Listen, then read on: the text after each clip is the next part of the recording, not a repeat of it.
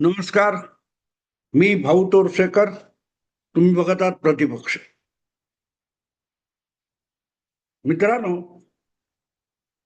राजकीय पक्ष असो, एखादी कंपनी असो, एखादी संघटना असतो, चार माणसं एकत्र येऊन जेव्हा काहीतरी करत असतात ना, तेव्हा त्या चौघांचा किंवा जितके लोक एकत्र आलेत, मग ते 4 असोत किंवा 4 लाख असोत, त्यांच्यातला समन्वय हा सगळ्यात महत्वाचा धागा असतो.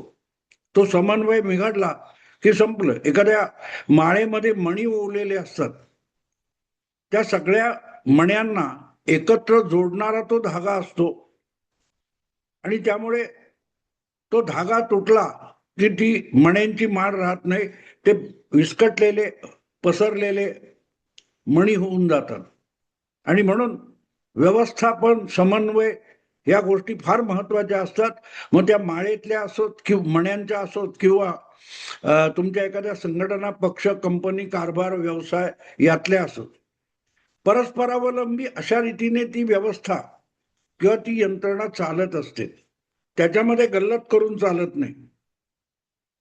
आणि म्हणून एक जमाव आणि एक पोलीस किंवा सैनिकांची तुकडी यामध्ये संख्याबळामध्ये प्रचंड फरक दिसतो. पण सुसंघटित अशी पोलिसांची किंवा लष्कराची एक तुकडी त्यांच्या 10 पट नव्हे 100 पट लोकांवर मात करते. ती शस्त्रामुळे नाही, त्यांच्या समन्वयाने होणाऱ्या एकत्रित कृतीमुळे, सामुदायिक कृतीमुळे. जी सामुदायिक कृती हजारोंच्या जमावाला शक्य नसते. हे मी एवढ्यासाठी आज सांगतोय की काल परवा दिल्लीमध्ये ज्या कॉक्रोच जनता पार्टीचा एक फार मोठा आंदोलनाचा पवित्रा घेण्यात आला होता, त्यासाठी घोषणा झाली होती.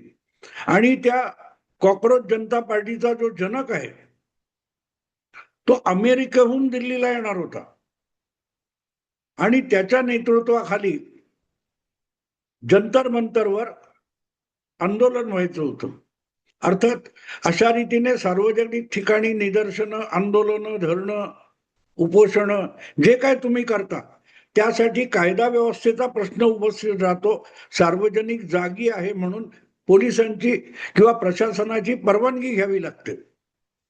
मध्यंतरी अशाच प्रकारे विद्यापीठ अनुदान आयोगाच्या बाबतीत अनेक गट नाराज होते आणि त्यांनी त्याच जंतर मंतरवर मोदी सरकारमधले शिक्षण मंत्री किंवा मनुष्यबळ विकास मंत्री धर्मेंद्र प्रधान यांच्या राजीनाम्यासाठी धरण्याचा आणि निदर्शनाचा एक कार्यक्रम योजलेला होता.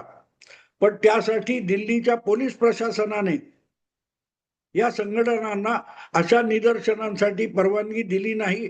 जंतर मंतरवर अशा निदर्शनांना त्या गटांना परवानगी दिलेली नव्हती. ज्यामध्ये अनेक त्या नीट परीक्षा पेपर फुटला म्हणून जे काही झालं त्यात नाराज आहेत, त्यामध्ये त्याही संघटना आहेत.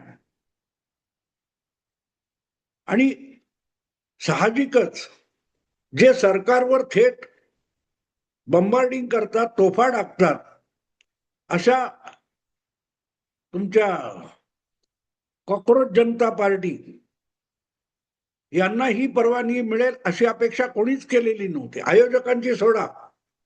पण त्यांचा डंका पिटणाऱ्या माध्यमातल्या अनेक पत्रकारांना खात्री होती की कॉक्रोच जनता पार्टीचे जे लोक आहेत त्यांना हे आंदोलन करू दिलं जाणार नाही, निदर्शनं करू दिले जाणार नाही, सरकारविरुद्ध घोषणा करू दिली जाणार नाही. सरकार दडपशाही करतं, आपल्या विरोधातला आवाज सुद्धा सरकार ऐकायला तयार नाही, इतकी हुकुमशाही आपल्या देशात चालू आहे, हा प्रचार सातत्याने चालू असतो. आणि त्यामुळे अशी अपेक्षा होती. अगदी कॉक्रोच पार्टीचा संस्थापक जो अमेरिकेहून येणार होता आणि इथले त्याचे जे पाठीराखे आहेत, ज्यांनी 2-3 कोटी काय ती फटाफट एकदम सदस्यता घेऊन टाकली ऑनलाईन, त्यांची अपेक्षा होती की आपल्याला ही परवानगी नाकारली जाईल आणि ती परवानगी नाकारली का आपण यथेच्छ तमाशा करू, हे ठरलेलं होतं, अपेक्षित होतं. पण तसं काही होणार होतं का? आणि नाही झालं तर होऊ दिलं नाही का? काय झालं नेमकं? ज्या पद्धतीमध्ये कॉक्रोच जनता पार्टीच्या या पहिल्या जाहीर कार्यक्रमाचा विचका झाला, तर तो विचका झाला की विचका केला हे समजून घेतलं पाहिजे. हे समजून, कारण गंमत अशी आहे की त्याप्रमाणे लोक जमणार होती आणि त्याचं कारस्थान इतकं शिजलेलं होतं की या जंतर मंतरच्या आंदोलनाचा जागतिक डंका पिटला जाणार होता. त्यासाठी प्रामुख्याने पाश्चात्य माध्यमांमध्ये पत्रकारिता करणारे, त्यांचे इथे असलेले प्रतिनिधी किंवा इथून त्यांच्यासाठी काम करणारे जे पत्रकार संपादक आहेत, त्यांच्यासाठी काय काय करायचं याचं पूर्ण प्लॅनिंग झालेलं होतं. आणि त्याप्रमाणे हा कोण अभिषेक का अमिताभ डिपके आहे, तो भारतामध्ये दिल्लीला दाखल होणार होता. आणि तो आला की त्याला विमानतळावरच अमित शहाच्या गृह खात्याचे पोलीस अटक करतील आणि दडपून तुरुंगात टाकतील.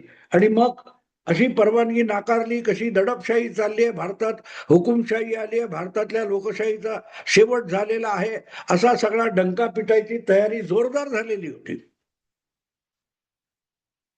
पण त्याचा सुगावा कुठेतरी केंद्रीय गृहमंत्री अमित शहाना लागला आणि त्यांनी इतक्या सहजगत्या हा सगळा आंदोलनाचा डाव असा उधळून लावला की त्यातली हवा कधी गेली हे आयोजकांना सुद्धा कळलं नाही. मुळात प्लॅन असा होता की दिपके दिल्ली विमानतळावर आल्यावर त्याला पोलीस अडवतील, तिथून तमाशा सुरू करायचा की तुम्हाला असं आंदोलन करायला जंतर मंतरवर परवानगीच दिलेली नाही, त्यामुळे तुम्हाला जंतर मंतरवर जाता येणार नाही आणि जायचा प्रयत्न केला तर पोलीस ताब्यात घेतील. आणि मग त्यांच्याच पाठीराख्यांपैकी काही लोक दिल्ली पोलिसांच्या ठाण्यात जाऊन अशा आंदोलनासाठी परवानगी मागण्याचा, काय कागदपत्र वगैरे सादर करण्याचा प्रयत्न करतील वगैरे वगैरे वगैरे. आणि मग तिथे जी बाचाबाची होईल ती दाखवायची, रेकॉर्ड करायची आणि त्याचा गवगवा करायचा, हा सगळा प्लॅन ठरलेला होता. पण हे विसरतात की तुमची गाठ अमित शहा नावाच्या माणसाशी पडलेली आहे. उडत्या पाखराची मोजणारे असं एक मराठीमध्ये एक उक्ती आहे, उडत्या पाखराची मोजणारे, पिसं मोजणारे वगैरे. तर मोदी नाही, पण अमित शहा हे त्या प्रकारचं धूर्त राजकारण करतात. त्यामुळे तुम्ही काय कराल आणि त्यातून काय साधू बघाल याचा थोडाफार अंदाज अमित शहाना असतो. आणि त्यांच्या मनात जर काही शंका असतील तर त्या दूर करण्यासाठी गुप्तचर विभागाचं सगळं नियंत्रण त्यांच्याकडे. त्यामुळे आंदोलनाचा तमाशा करून सरकार विरुद्ध भावना भडकवण्याचं जे काही कारस्थान असेल त्याचे सगळे धागेदोरे मला खात्री आहे की अमित शहाकडे आधीपासून आलेले असणार. 6 जूनला जे काय व्हायचं होतं त्याचा सगळा तपशील हा आयोजकांना नसेल एवढा तपशील अमित शहाकडे नक्की असेल. ज्या माणसाने एक शब्द दिला आणि 2 वर्षात 2.5 वर्षामध्ये नेपाळ पासून तेलंगणापर्यंत पसरलेला नक्सल कॉरिडॉर संपून टाकला, ते थेट घातपाती होते. त्यांच्या समोर ही कॉक्रोच जनता पार्टी म्हणजे अक्षरशः भुसकट होतं, भुसकट, पालापाचोळा. एक फुंकर मारली, उडून गेला. हे मी एवढ्यासाठी सांगतोय की बघता बघता 2-4 तासामध्ये या जंतर मंतर आंदोलनाचा बट्ट्याबोळ झाला. एक तर तो विमानतळावर कोण डिपके तो आला तेव्हा त्याची कुठलीही अडवणूक न करता दिल्ली पोलिसांनी इमिग्रेशन क्रॉस केल्या केल्या त्याला भेटले आणि त्याच्या हातात परवानगी देऊन टाकली की जावा जंतर मंतरवर, तुम्हाला मनसोक्त जेवढं आंदोलन करायचंय, सरकार विरुद्ध घोषणा द्यायच्या आहेत, निदर्शनं करायची आहेत, फलक लावायचे आहेत, आरामात जा, ताबडतोबीने जा, आम्ही पाहिजे तर तुमची सोय करतो. आणि गमतीची गोष्ट अशी की दिल्ली पोलिसांनी त्या अभिषेक दिपकेला आपल्या वाहनातून थेट निदर्शनाच्या धरण्याच्या जागी जंतर मंतरवर नेऊन सोडलं. सगळी गडबड तिथे झाली. गडबड काय झाली की ते जे काय आंदोलन व्हायचं होतं त्याची वेळ ठरलेली होती, पण ते आंदोलनाच्या वेळेआधी जे काय पोलिसांच्या फॉर्मॅलिटीज असतील, काय पुढे मागे होईल, त्याच्यासाठी जे 2-4 तास 3 तास अलीकडच्या फ्लाईटने हा गडी दिल्लीत आला होता, तो जेव्हा आला तेव्हा त्याला ताबडतोब भेटून जंतर मंतरवर नेण्यात आलं आणि आपला हिरो कॉक्रोच पार्टीचा संस्थापक हा जंतर मंतरवर पोहोचतोय याची सुतराम कल्पना त्याच्या निदर्शनात भाग घेणाऱ्या पाठीराख्यांना नव्हती. त्यामुळे 100-125 लोक सुद्धा जंतर मंतरवर नव्हते. मीडिया तिकडे हजर झालेला नव्हता. अशा वेळेला पोलिसांनी प्रोटोकॉल असल्यासारखा अल्पावधीत विमानतळापासून जंतर मंतर पर्यंत त्या दीपकेला आणून सोडला आणि तिकडे जंतर मंतरवरचा सगळा परिसर वाहतुकीला बंद केला असला तरी ओस पडलेला होता. आता ज्या वेळेला दीपके तिथे पोहोचला आणि एवढा मोठा हिरो 2 कोटीपेक्षा अधिक सदस्य असलेल्या पक्षाचा संस्थापक तिथे पोहोचला, तेव्हा त्याचं स्वागत करायला, त्याला हार घालायला गर्दी झाली नाही. ही वस्तुस्थिती होती आणि ती दाखवली गेली पाहिजे. म्हणून सगळ्यात पहिलं काय झालं असेल तर त्याला घेऊन विमानतळावरून पोलीस जंतर मंतरवर जात असताना अनेक मीडिया हाऊसेसमध्ये, अनेक स्टुडिओमध्ये, मीडियाच्या कार्यालयामध्ये फोन खणखणले. मोठमोठ्या रिपोर्टरना कळवण्यात आलं की दीपके भारतात पोहोचलेला आहे आणि पुढच्या 10-15 मिनिटात तो जंतर मंतरवर निदर्शनामध्ये सहभागी होणार आहे. त्याला निदर्शनासाठी परवानगी मिळालेली आहे. धावत पळत सगळे नॉयडा पासून कुठे कुठे बसलेले जे मीडियाचे कॅमेरेवाले होते, पत्रकार होते, संपादक होते, रिपोर्टर होते, ते धावत सुटले.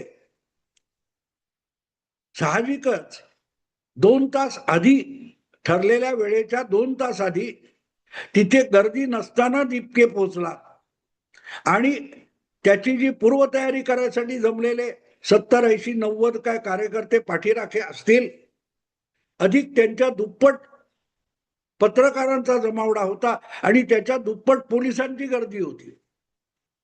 म्हणजे मुळात कॉक्रोच जनता पार्टीच्या वतीने निदर्शन करायला आलेल्यांची गर्दी 10-15% सुद्धा नाही. बाकीची भीड गर्दी भलतीच आहे. पोलीस आहेत, रिपोर्टर आहेत, पत्रकार आहेत.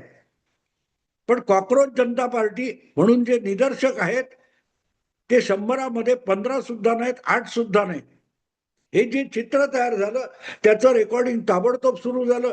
अनेक पत्रकारांनी, कॅमेरामननी त्या लोकांना गाठून त्यांच्याशी बोलायला सुरुवात केलं आणि सर्वात आधी आपल्याकडे बातमी आली हे दाखवण्यासाठी अनेक राष्ट्रीय वृत्तवाहिन्यांनी तात्काळ थेट लाईव्ह सुरू केलं. देशाच्या कानाकोपऱ्यात कॉक्रोच जनता पार्टीच्या विषयी थोडीफार सहानुभूती असलेले जे कोणी पाठीराखे वगैरे असतील त्यांना ते दृश्य बघून धक्काच बसला की ज्या पक्षाला 2-4 दिवसामध्ये 2 कोटीपेक्षा अधिक व्हर्च्युअल ऑनलाईन सदस्य मिळाले, त्या पक्षाचा खराखुरा संस्थापक निदर्शनाचा पहिला कार्यक्रम आयोजित करतो आणि त्यासाठी तो ठरलेल्या जागी पोहोचतो. तिथे चिटपा करू नये 50-100 लोक सुद्धा निदर्शक म्हणून हजर नाहीत. पोलिसांचा फौजफाटा निदर्शकांपेक्षा अधिक आहे, पत्रकारांचा फौजफाटा निदर्शकांच्या पेक्षा अधिक आहे. हे दृश्य परफेक्टली असं निर्माण करण्यात आलं की कॉक्रोच जनता पार्टीचा अध्यक्ष संस्थापक मुंबईत दिल्लीला पोहोचला आणि त्याच्याकडे ढुंकून बघायला दिल्लीकर तयार नव्हते. जेनजी वगैरे काय म्हणतात त्यापैकी कोणीही तिकडे फिरकला नाही. अशा पद्धतीच्या बातम्या या पहिल्या निदर्शनाच्या पहिल्या कार्यक्रमातून समोर आल्या, अक्षरशः पळापळ. आणि त्यामुळे कालपर्यंत कॉक्रोच जनता पार्टीच्या बाजूने बोलणारे अनेक पोपट, सेक्युलर पोपट, लिबरल पोपट, पुरोगामी पोपट बघता बघता त्यांची गाळण उडाली. कॉक्रोच जनता पार्टी किंवा कोणी आपलं नाही असे हात झटकून टाकण्याची वेळ काँग्रेस पक्षावर आली. नाही नाही नाही नाही, आमचा त्यांचा काही संबंध नाही. पण ठराविक लोक असे असतात की जे कुठल्याही पक्षाचे नसतात आणि ते सगळ्या पक्षाचे असतात, फक्त सत्ताधारी पक्ष सोडून. त्यामुळे मोदी किंवा भाजप किंवा संघ यांच्या विरोधामध्ये जे काही होत असेल किंवा होणार असेल त्यामध्ये हिरिरीने भाग घेणारी एक मुठभर मंडळी देशाच्या कानाकोपऱ्यात वेगवेगळ्या शहरामध्ये आहेत, विद्यापीठांमध्ये आहेत, शिक्षण संस्थांमध्ये आहेत, वर्तमानपत्रांमध्ये आहेत. त्यांनी अशा ठिकाणी गर्दी करणं हे आता माहिती झाले लोकांना, आणि तीच मंडळी तिथे पोहोचलेली होती. आणि कडाक्याच्या उन्हामध्ये तिथे निदर्शनं करायला जमलेले जे लोक होते ते इतके ऐतखाऊ आहेत. कायम एसीच्या वातानुकूलित केबिन मध्ये बसून जगातल्या गरिबांची उपासमारीची चिंता करणारे जे लोक आहेत, वंचितांची चिंता करणारे लाभार्थी आहेत, अशांचं समर्थन हे त्या कॉक्रोच जनता पार्टीला मिळाला असेल तर नवल नाही, कारण मुद्दा हा भाजप विरोधाचा होता. आणि अशा प्रकारे अवेळी त्याला तिथे पोहोचून त्याला फार उघडा पाडण्याचा डाव अमित शहाच्या पोलीस खात्याने केला, हे वेगळं सांगण्याची गरज नाही.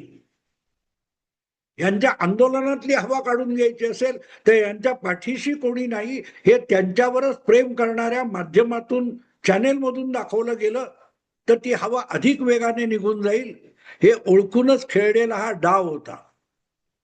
म्हणून सहजासहजी जिथे आंदोलनाची, निदर्शनाची परवानगी मिळणार नाही तिथे ती परवानगी देण्यात आली. नवे विमानतळावरून तो संस्थापक बाहेर पडल्यावर ताबडतोब त्याला देऊन वेळेपूर्वी त्याला जंतर मंतरवर पाठवण्यात आला.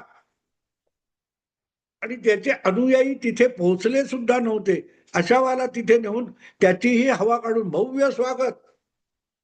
अपेक्षा अशी होती की हजारोंच्या घोषणा चालू आहेत आणि अशा वेळेला विजयी वीराच्या थाटामध्ये अमिताभ काय अभिषेक दिपके येणार, हे जी काय वातावरण निर्मिती आधीचा आठवडाभर चालू होती त्यातली हवा तेवढ्या 1-1.5 तासात निघून गेली.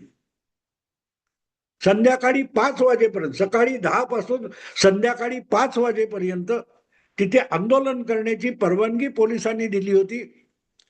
पण 3-3:30 वाजताच खुद्द पक्षाच्या संस्थापकासकट त्याचे पाठीराखे पदाधिकारी सगळे फरारी झाले.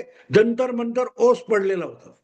कुठल्या तरी एका युट्यूब चॅनेलने संध्याकाळी 3:30-4 वाजता जंतर मंतरवर कसा शुकशुकाट आहे त्याचा पण व्हिडिओ टाकलेला आहे. मुद्दा असा की हे अत्यंत शिताफीने घडवून आणलं गेलं.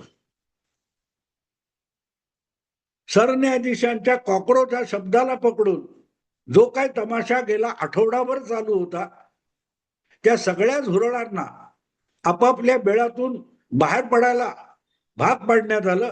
आणि एकदा ते बाहेर पडल्यानंतर असा काय ते लाल हिट काला हिट हे प्रशासनाकडून मारलं गेलं की बघता बघता त्या झुरळांना जंतर मंतर सोडून पळावं लागलं. कारण अमित शहा सारखा गृहमंत्री असतो त्याला झुरळांना उल्लू बनवायला वेळ लागत नाही, हे पहिलं लक्षात घ्या. आणि मग मोदी सरकार किंवा आणखीन कोणाविरुद्ध जरूर डावपेच खेळा, पण ते विचारपूर्वक खेळा. आपण कोणाच्या विरुद्ध लढतोय, ते किती पहुचे आहेत, किती बिलंदर आहेत हे आधी बघा, तपासा, त्यानुसार डाव आखा. नाहीतर तुम्ही परत परत फक्त तोंडगशी पडणार. झुरळ हे मारलं जाण्यासाठी जन्माला येतं, घाण करण्यासाठी जन्माला येतं. हा त्यातला पहिला धडा आहे. असो, झुरळ उल्लू कशी बनली त्याची ही कॉक्रोचक कहाणी. मित्रांनो, आता थांबतो. आवडलं लाईक करा, शेअर करा आणि प्रतिपक्षाला सबस्क्राईब करा. नमस्कार.